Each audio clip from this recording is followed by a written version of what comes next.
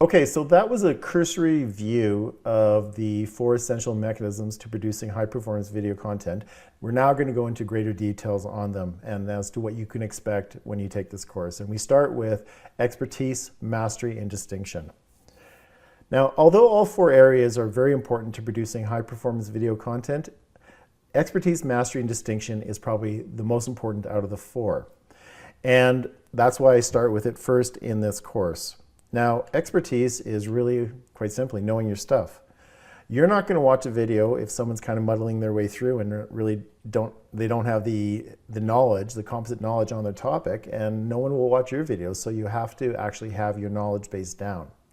Conversely, mastery is about knowing how to present your knowledge base in a confident, succinct, focused, and clear way. But it doesn't stop there. You have to be able to do your videos in the allotted time that you want to do them. And if you are going much longer than you want in your videos, then you don't have mastery. And let me give you an example of that. So let's say you want to do an introductory video for your website. Well, you know, it probably can't be 5 to 7 minutes long. It has to be much shorter, like 1, maybe 2 minutes. And if you can't present your information in that 1 to 2 minutes, then you don't have mastery. What we're really talking about here is a very well-crafted message. And when you have a very well-crafted message, then you have distinction. Distinction is really what sets you apart from everyone else, and that's what you're looking forward to have in your videos, is distinction, so that people know that you know what you're talking about. Okay, so that was expertise, mastery, and distinction. Now we move on to the second mechanism, and that is overcoming performance anxiety. I also call this one dealing with the uglies, or your emotional blocks.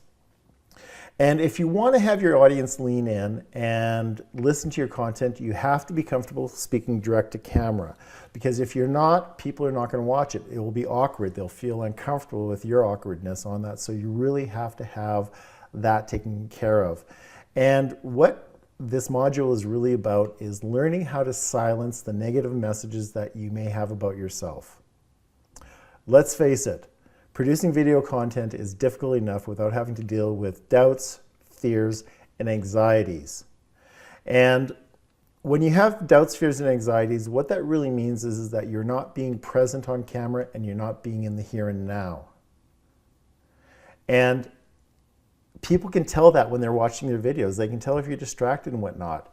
And when you are present and in the here and now, then your message is authentic, passionate, and compelling. So, from dealing with performance anxiety, the next essential mechanism is video presentation skills. I also call this being video savvy. And this section of the course deals everything from good public speaking skills to structuring your presentation, branding know-how, and finally how to have a good relationship with the camera. If expertise and mastery are the foundation to your message, then your video presentation skills are really about the polish or the lipstick, if you will. From there, we move on to the final mechanism, and that is the technical skills. And when I looked at doing a course on Udemy, something I discovered is that technical skills is the one area that's covered the most, like 70%, 75%. And I'm not going to be talking about the technical skills that the other instructors are talking about because it's well covered, and quite frankly, that information is out there. Go to YouTube, you can find lots of information on technical skills and whatnot. What I am going to be talking about is the things that I learned the hard way on how to have easier time with making videos, how to have more ease and flow on my videos. So I'm going to be talking about things like how to develop time-saving techniques and systems, how to minimize your learning curve and overcome obstacles, the integration of hardware and software, and finally some do's and don'ts on how to use technology.